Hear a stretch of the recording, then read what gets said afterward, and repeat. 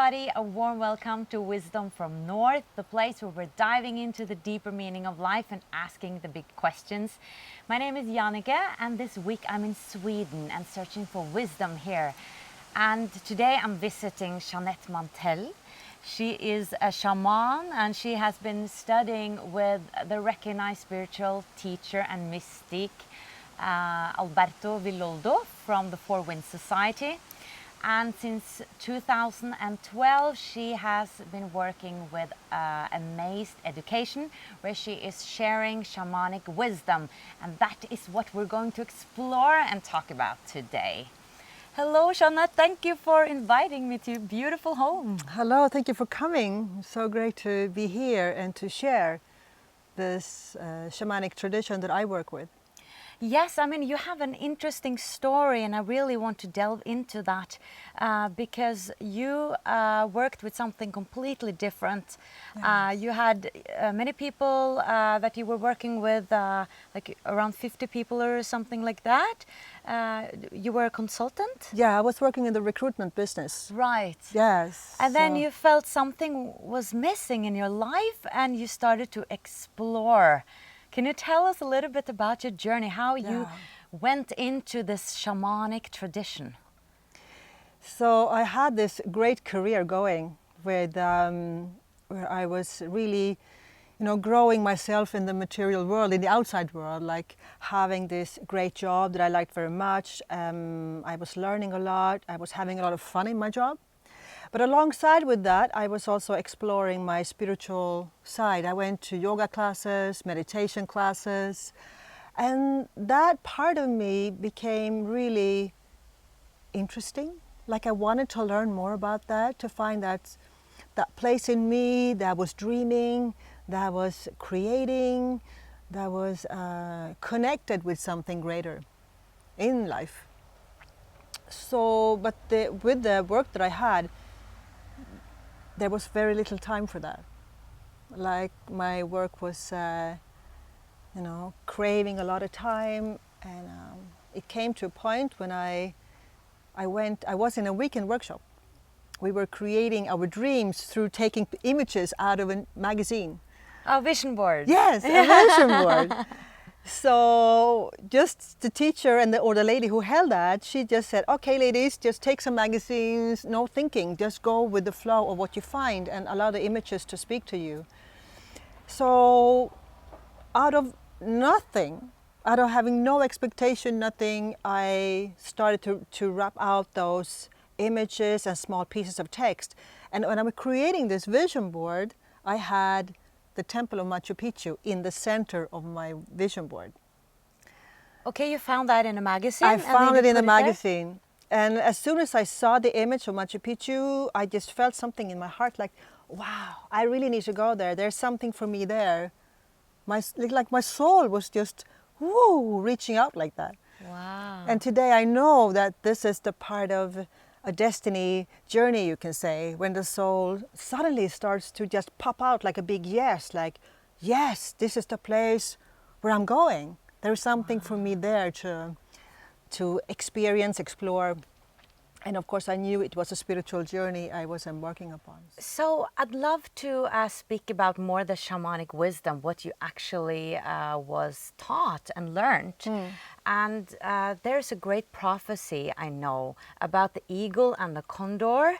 And I also saw on your website that you said that a lot of the indigenous cultures, they're all saying the same, that now we need to move into the heart and open our hearts. And that there has been this great prophecy about this time. And I'd love to delve into that. Can you tell us about what that is about? Yeah. All right, a big jump here from the beginning to the prophecy, because prophecy speaks about the future and about the possibility that we have as on a global level to raise consciousness on how we live on Earth. And the prophecy of the eagle and the condor is about, we say that we in the West, we have a very strong eagle capacity. We have trained our mind so well. We have a strong intellect. We have a lot of power in how we manifest in this world. Whereas we look at the Condor part of it, that's more the indigenous people. And they are living much more from their heart. How they feel compassion, how they feel love, how they respect all of life from that way. So in this big prophecy, we say that where we are right now in the world, we say there's such a huge imbalance happening. Then where we say there's a climate change, there's a lot of political systems falling apart, financial systems falling apart, a lot of people on escape from their homes. I mean, there's a lot of going on in the world right now, which the visionaries also knew. Several hundred years ago, they knew that this time will be. The visionaries who? The visionaries who could see into the future, the shamans who could see into the future. So they have seen this happening, which they call the Pachacuti, that the world will turn right side up again. Oh. So this is the part of the eagle and the condor that we say, how can we meet? If we take it really high to say, how do each individual meet their mind with their heart? How do we learn to balance those forces within ourselves?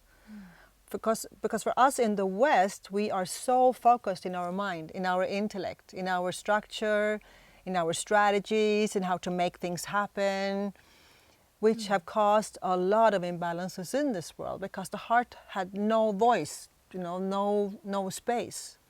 And there's a lot of intelligence when we bring in the heart.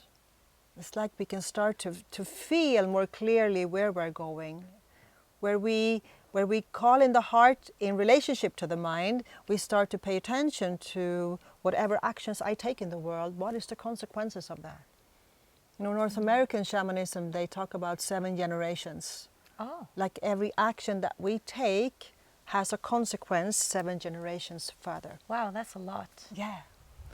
So this wisdom exists in the heart, which is the indigenous people all over the world where they come from the shamanic cultures, they really work from the heart. They say that they are stewards of the earth, how they caretake the earth. In South America, they say Pachamama. That's Mother Earth? Mother Earth, right. Pachamama, our cosmic mother. Yeah. That nourishes us, that holds us, that provides everything in the garden that we live in. Right. And they hold it, which I have learned so much about over the years traveling in Peru, being with them. Like they hold it, like Mother Earth provides everything they need, everything.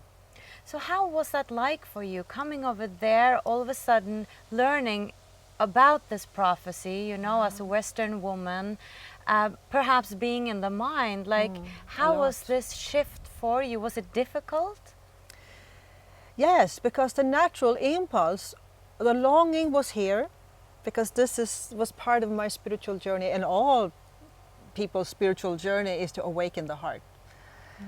But the responses was to always go mind. The first impulse was boom, going mind right away. Think about it. Think about it. I have to think about how I feel. I have to think about what's the next step. I have to think about what will this be like.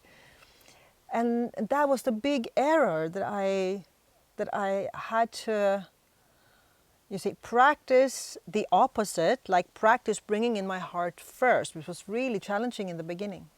So that I can find another balance in myself and also find another understanding for how the indigenous people operate in the world, how they see the world through the eyes of the heart, how they feel the world through their heart, not through their mind.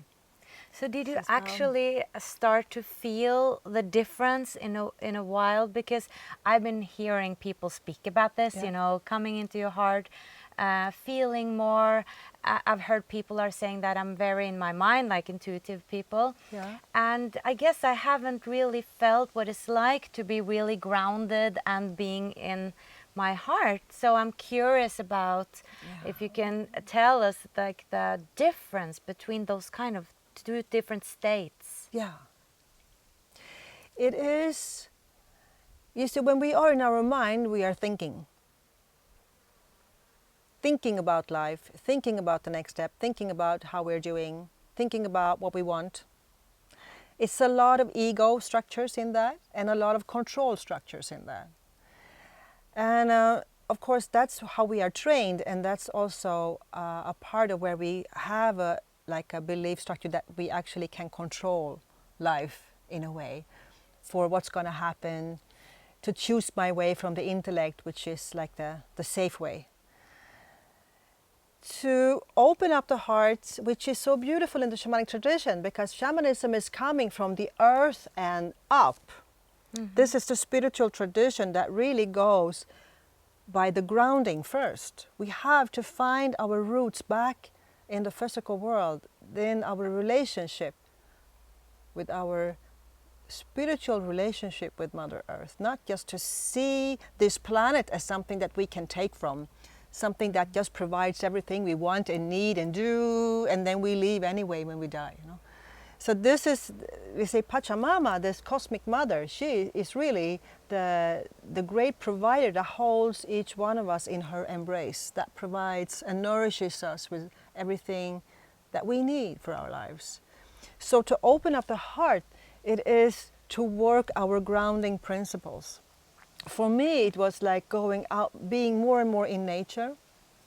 And as I also started my shamanic studies with the Four Winds Society and Alberto Villoldo, there was a lot of ceremonies and processes where we sit out on the land, we sit out on earth, we have fire ceremonies, we do a lot of sacred work out in nature. And this was for me something like, wow, this can be outdoors. We don't have to sit indoors in meditation or do yoga indoors in a room. It's really about the freedom of going out. And in those processes, we crack up. We crack up. It's like we start to hear the wind, we start to feel the sun different, we feel our feet on the ground, and we open up to the dialogue with Earth. But you actually feel different? Yes, yes, total different. So what does a shaman do when you do healing practices? I know that you've been working with clients for 12 years or so, and I've heard that, you know, the shaman moves into different dimensions and different worlds, and I wonder how concrete that is. Like, what does that actually mean? So if you could tell us a little bit about how you work as a healer, as a shaman. Yeah. You see, this is what we learn, to enter into other dimensions, in other worlds. And in this practice, in this training, as healer and shaman, you know, our perception opens up so much. It's like, for me, it was to realize that this world is so much more than only what I can see with my physical eyes. You see, opening up the heart is also opening up your inner vision. It's like you can start to see with different eyes, different senses in you, how you communicate in the world of the energetic. The place that is just as real as this one, you just have to learn the language. You just have to open up your heart and your senses to engage in it. Just as real. Yes, just as real. What I have learned over the years working, that first I thought, okay, this is this physical world, and then there is the world of the energetic. But actually what it is like those two worlds coexist in this one space that we have, in this one life that we have. It's just that for those who are not trained to see the world through those senses and those inner spiritual eyes, we are just closed off from it. So that was a big thing for me in my own healing also, understanding that, wow, the life is so much more rich, magical. I love that, magical. Yeah, mystical, how we can create in that. By being present, by being open, by allowing our mind to go in the background. But did you actually start seeing things when you trained yourself? Yeah, through the training that I went through as healer. I mean, everyone can become a healer. Everyone. Really? We all have this energy within ourselves. the healing light. It's just that by becoming healer and healing, we say there's no difference between that. Healing and healer is that same energy, but we need to train ourselves to let go of what is heavy or what is dark inside ourselves. Okay. That's part of the shaman's journey. It has to go through its own healing first.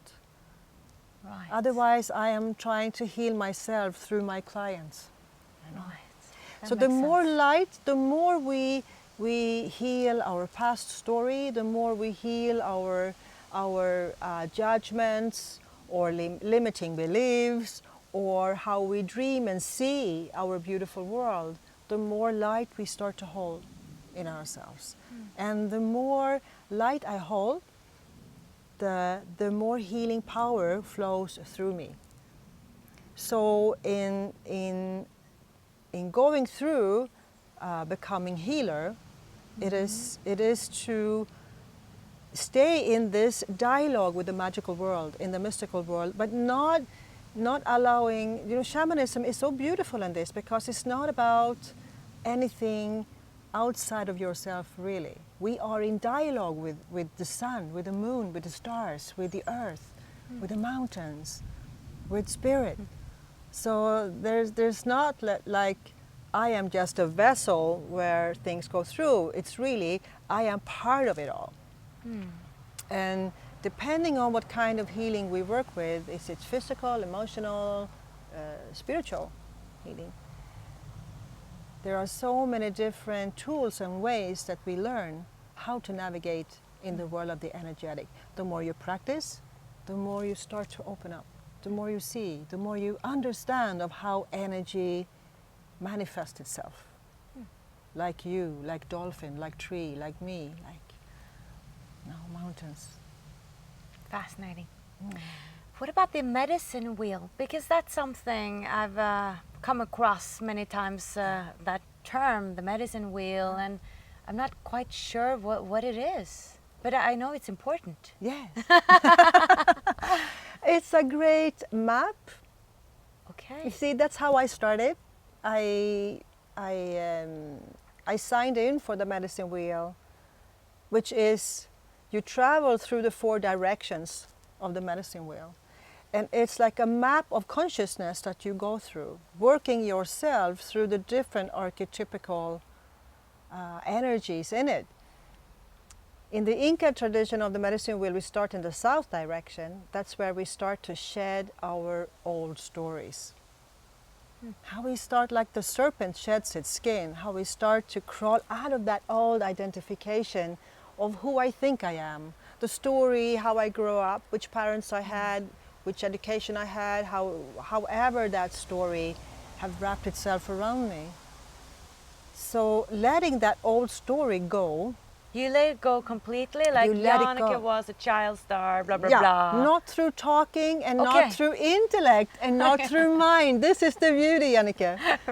You're going to be with us tomorrow. That is fantastic. Yes, I'm excited about it. Because it happens through ceremony. It happens through spiritual processes. Okay. Like I spoke about in the beginning of this interview, like how are we going out on the land? We do certain work. How we map our lives in togetherness with nature to come into another understanding of what we are holding that may keep us small, that may keep us limited, that keep us repeating the same life over and over and over. Because the more I identify with my childhood and talk about it, the more I keep living it. You agree? Yes, Yeah. it makes sense, yeah. So by shedding this in ceremonies, in certain healing practices, we start to find another sense of freedom. It's like, okay, I rebirth myself anew. How exciting! Who am I then? Right. Yes. Who am I then? Who am I then? What qualities do I have in here that I have not put any voice around, or perhaps not acted out in this world? For me, the big thing in this, and I will continue talking about the medicine wheel, but just in the South class, that was my first class that I came. And for me, those this week of work was more than I could ever imagine happen. I felt like a complete new person as I went back home. Like I say, okay, I must have done the whole training in 1 week, you know. But then it is that journey of discovering myself again and again and again, and I still do. Still do. Amazing. It's always that deeper and higher level of how we can dream, how we can feel. You know, the medicine people, if you ask them, who are you? They say, I am the mountains, the oceans, the dolphin, the sun, the stars. I'm one with everything. Yes, basically. one with everything. And this is really the journey. And they probably feel it too, because Yes. to me it would be very like intellectually saying I'm one with everything, but I don't feel it. Yeah, You you know? have to feel. You have to feel it. You have to know it. And this is part of the opening up of your heart, because that's the truth. Right. That That's the there's truth, only one actually. life force in the universe, but Yeah. that truth is in your heart.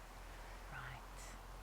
So the shedding the old, like the South class, really. Then when we come into the west of the medicine wheel, we go more into the emotional layer, Okay. where we work how karma holds you, Past lives and so on. past lives. Okay. What is karma? It is really how we have come into an unbalanced, something is not in balance. We have like a debt, like we have a credit card hooked into the past that we need to pay the mortgage on. And so what we do in the West class, which you're going to be part of that tomorrow. Awesome. We're going to do that. Awesome. Yes, going back, but we do it on a spiritual journey. It's like we say, we can heal our karma spiritually. We don't have to act it out in the physical, Right. which is a big relief.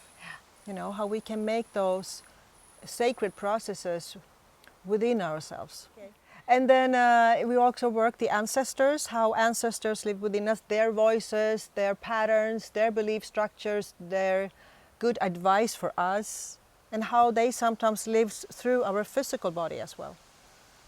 You know, weaknesses that go from generation to generation, this we can also heal. Yes, I've started to discover that has something to say about my life. Like my grandmother has influenced my life, and my Yes. mother and her mother, and that is something to pay attention to. Yes. And that's kind of new information for me. That you know, patterns I have. For instance, I can look and see that I picked up something here. Yes. From the lineage.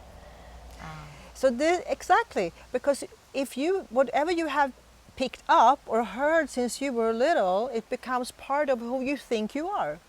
Yeah. Yeah, it's like good advice becomes truth, but it doesn't have to be that way for you.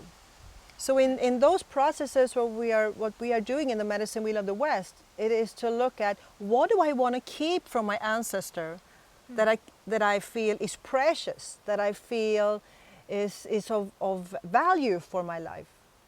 What I do not want to keep, I give away. I say thank you and I let it go. Still honoring each and every one in my physical lineage. Like what have happened for me through this work is that I have become much more close and in love with my family. My mother, my sister, my father. A lot of healing has happened as I could let go of what I felt I did not want to have. And probably when you heal yourself, you automatically help them Yes. heal something too. Yes. Instead of forcing them Yes. to change. Yes. You can never. This is also another spiritual truth, you know, you can never change another person. Right. The only thing is to change yourself. Right. Or what you are in relationship to what is, and how you choose to see the other person or the situation. So the medicine wheel, was that the third? Now south where we shed the skin, Yes. that's the first. Then we'll go to the west, that's Jaguar, where we work karma and our Okay. genetic lineage. We Okay. work, do shadow work, we look into our deep unconscious mind Okay. to see what is there. And we even work death in the west to see how can we die to what we no longer are. Go through a death process. in the symbolic, of course. Like how can we start to talk about death? For many, that's also another thing in our Western world. See, we see death as something scary that happens in the end of life. But we are not very good in making closure with things along the life journey. So what we learn in the West class is that we can use death as an ally, to that when we make a closure with a job, in a relationship, with a house, that we can use death as something very beautiful to make closure. So as soon as I make closure with that, I free up my energy to move into something new. That makes sense. Yeah. Yeah. So it's And then around the wheel? around the wheel we go then north. North? This is third. So what's north? North is the wisdom of the mountains, like the wisdom of the north. Right. Yes. It's Mountains. wisdom of the mountains, how we have done our personal work a lot in the south and the west. So when we come into the north, we go into the magic, the mystical part of the training, how we go into different dimensions, how we heal through soul retrieval, how do we bring back soul parts, part of ourselves that we may have lost through trauma or difficult times in our world, where we're not able to deal with the pain. So that's where the journey and the practice starts to get more into going into other dimensions.